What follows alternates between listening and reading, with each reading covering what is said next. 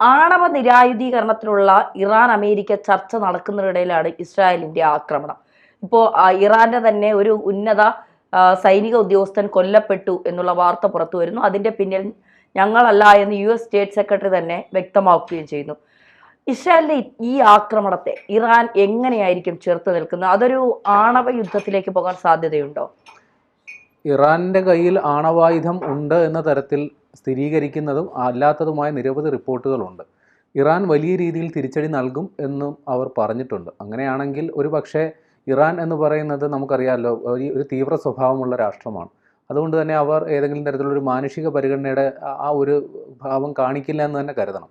വലിയൊരു രീതിയിലുള്ള തിരിച്ചടി കൊണ്ട് അവർ ഉദ്ദേശിക്കുന്നത് ഒരു ആണവ ആക്രമണമാണോ എന്നുള്ളത് ഒരു ആശങ്ക നിലനിൽക്കുന്നുണ്ട്. അതിനുള്ള സാധ്യതയും നമുക്ക് തള്ളിക്കളയാനാവില്ല.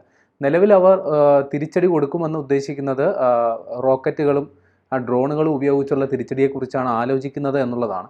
പക്ഷേ ഇതിൽ ഏറ്റവും ശ്രദ്ധേയമായ സംഗതി ഈ നെറുകം തലയ്ക്ക് അടിക്കുക എന്ന് കേട്ടിട്ടില്ലേ? അതേപോലെയാണ് ഇസ്രായേലിൻ്റെ ആക്രമണം ഉണ്ടായത്. അതായത് 2 ദിവസം മുമ്പ് തന്നെ ഇസ്രായേൽ വലിയ രീതിയിലൊരു ആക്രമണം നടത്തും, ഇറാന് നേരെ ആക്രമണം നടത്തും എന്ന രീതിയിലുള്ള സൂചനകളൊക്കെ പുറത്തു വന്നപ്പോൾ തന്നെ ഇറാനും ഒരുങ്ങി തന്നെയാണ് ഇരുന്നത്. ഈ ആക്രമണം ഉണ്ടായാൽ അതിനെ പ്രതിരോധിക്കാം എന്നും. അവരുടെ റവല്യൂഷണറി ഗാർഡ്, അതായത് ഈ ഇറാൻ്റെ തന്നെ സൈന്യത്തിന് ഉപരിയായിട്ട് ഒരു സായുധ സംഘം വേറെയുണ്ട്. അതിൻ്റെ commander in chief Hossein Salami എന്ന് പറയുന്നയാൾ ആക്രമണം ഉണ്ടായാൽ ഞങ്ങൾ ശക്തമായി തിരിച്ചടിക്കുമെന്ന് കഴിഞ്ഞ ദിവസം പറഞ്ഞേ ഉള്ളൂ. അയാളാണ് ഇപ്പം ചത്ത് കിടക്കുന്നത്. അയാൾ വധിക്കപ്പെട്ടു എന്നുള്ളത് ഇറാൻ സ്ഥിരീകരിച്ചിട്ടുണ്ട്. അപ്പോൾ പ്രതിരോധിക്കുമെന്ന് പറഞ്ഞ ആൾ തന്നെ കൊല്ലപ്പെട്ടു. ഇത് കൂടാതെ ഇറാൻ്റെ സൈന്യത്തിൻ്റെ ഡെപ്യൂട്ടി കമാൻഡർ ഖോലം അലി റാഷിദ്, പിന്നെ 2 ആറ്റോമിക് സയൻറ്റിസ്റ്റുകൾ മരിച്ചിട്ടുണ്ട്. ഒരാളുടെ പേര് ഹൈറദൂൺ അബ്ബാസി, ഒന്ന് മുഹമ്മദ് മഹ്ദി. അപ്പോൾ ഇറാന് കനത്ത നഷ്ടമാണ് ഉണ്ടായിരിക്കുന്നത്. ഇതുകൂടാതെ ഈ ജനവാസ മേഖലയിൽ ആക്രമണം ഉണ്ടായതായി ഇറാൻ പറയുന്നുണ്ട്. അപ്പോൾ വലിയ രീതിയിലുള്ള ആൾനാശവും സാധാരണക്കാരും കൊല്ലപ്പെട്ടിട്ടുണ്ടെന്നാണ് ഇറാൻ പറയുന്നത്. അപ്പോൾ ഇസ്രായേൽ ഉദ്ദേശിച്ചത് ഇറാൻ്റെ സൈനിക താവളങ്ങളും അതേപോലെ തന്നെ ഇറാൻ്റെ ഈ ആണവ ബോംബ് യുറേനിയം സമ്പുഷ്ടീകരണം നടക്കുന്ന പ്ലാന്റുകൾ കേന്ദ്രീകരിച്ചുമാണ് ഇസ്രായേൽ ആക്രമണം നടത്തിയത്. അത് സ്ഥിരീകരിക്കുന്നുമുണ്ട്. ഇറാനിലെ നദാൽസിലെ യുറേനിയം സമ്പുഷ്ടീകരണ കേന്ദ്രം ആക്രമിച്ചു എന്ന് ഇസ്രായേൽ സ്ഥിരീകരിക്കുന്നുമുണ്ട്. അതായത് ഇവർ ഈ ഓപ്പറേഷൻ ഇട്ട പേരും ശ്രദ്ധേയമാണ്. ഓപ്പറേഷൻ റൈസിംഗ് ലയൺ എന്നുള്ളതാണ് ഇസ്രായേൽ ഇട്ടിരിക്കുന്ന പേര്. നമുക്കറിയാം, കഴിഞ്ഞ വർഷം ഇസ്രായേലിന് നേരെ ഇറാൻ്റെ ആക്രമണമുണ്ടായി, ഹമാസിൻ്റെ അടക്കം ആക്രമണമുണ്ടായി. അപ്പോൾ അതിന് ഒരു തിരിച്ചടി കൊടുക്കാനായിട്ട് ഇസ്രായേൽ അവസരം കാത്ത് ഇരിക്കുകയാണ്. അപ്പോഴാണ് ഈ ആണവ നിർവ്യാപന കരാറുമായി ബന്ധപ്പെട്ടിട്ടുള്ള അമേരിക്കയും ഇറാനുമായിട്ടുള്ള ഒരു ശീതസമരം, ഒരു തർക്കം പൊങ്ങി വന്നത്. 2015 ബരാക് ഒബാമയുടെ കാലത്താണ് ഇറാനും അമേരിക്കയുമായിട്ട് അല്ലെങ്കിൽ ലോകരാജ്യങ്ങളുമായിട്ട് ഒരു ആണവ നിർവ്യാപന കരാർ നിലവിൽ വന്നത്. അത് പ്രകാരം ഈ ഇറാന് ആണവ സമ്പുഷ്ടീകരണം നടത്താൻ അനുമതി കൊടുക്കും. അതായത് ഈ ആഭ്യന്തര ഊർജ ആവശ്യങ്ങൾക്ക് ഒരു 300 കിലോ വരെ യുറേനിയം സമ്പുഷ്ടീകരണം നടത്താനായിട്ടുള്ള അനുമതി ഇറാന് കൊടുക്കും.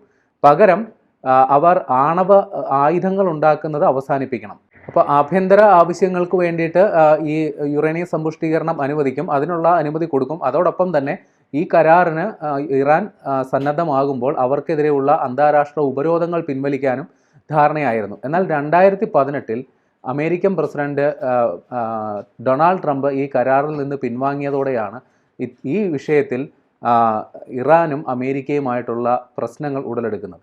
പിന്നീട് ഒമാന്റെ മധ്യസ്ഥതയിൽ ഒരു 3 വട്ട ചർച്ചകൾ നടന്നു. 4ാം വട്ട ചർച്ച റോമിൽ ഈ വെള്ളിയാഴ്ച നടക്കാനിരിക്കെയാണ് ഇറാൻ ഇപ്പോൾ ആക്രമിക്കപ്പെട്ടത്, ഇസ്രായേൽ ആക്രമിച്ചത്. നേരത്തെ തന്നെ അമേരിക്കയുടെ പിന്തുണയോടുകൂടി ഇസ്രായേൽ ആക്രമണം നടത്തും എന്നൊരു സൂചനകൾ വന്നിരുന്നു. എന്നാൽ ഇവിടെ അമേരിക്ക ഇപ്പോൾ കൈമലർത്തിയിട്ടുണ്ട്.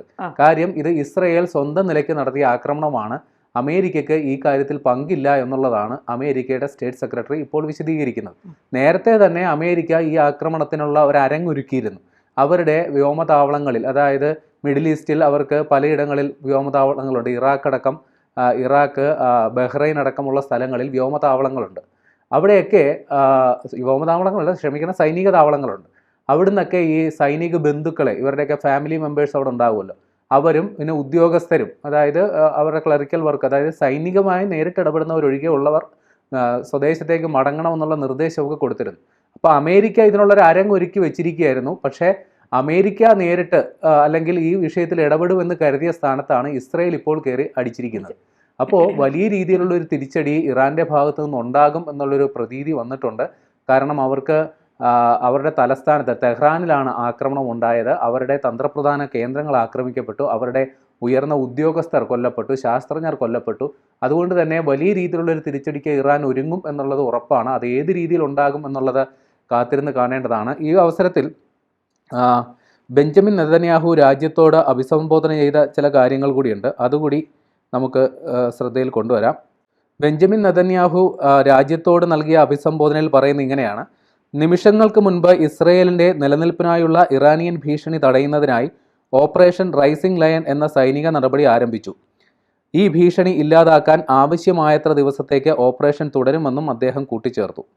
ഇറാന് ആണവായുധങ്ങൾ വികസിപ്പിക്കാൻ ഒരു പദ്ധതി ഉണ്ടായിരുന്നുവെന്നും തടഞ്ഞില്ലെങ്കിൽ അവർക്ക് ആണവായുധം ഉൽപ്പാദിപ്പിക്കാൻ കഴിയുമെന്നും അദ്ദേഹം അവകാശപ്പെട്ടു.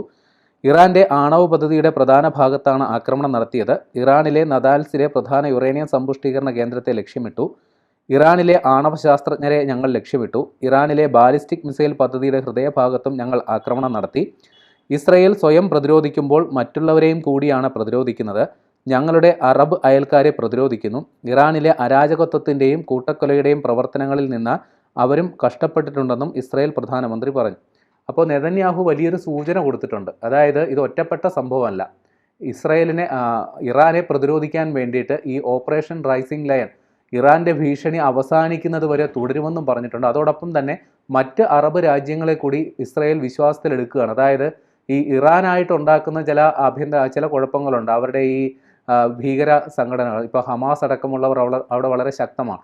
അപ്പോൾ അവരായിട്ടുണ്ടാക്കുന്ന പ്രശ്നങ്ങളൊക്കെ മറ്റ് രാജ്യങ്ങളിൽ നിന്നും സംരക്ഷിക്കാനും കൂടി കണക്കാക്കിയാണ് ഇസ്രയേൽ ഇത്തരത്തിലൊരു നടപടി എടുത്തതെന്നാണ് നെതന്യാഹു അവകാശപ്പെടുന്നത്.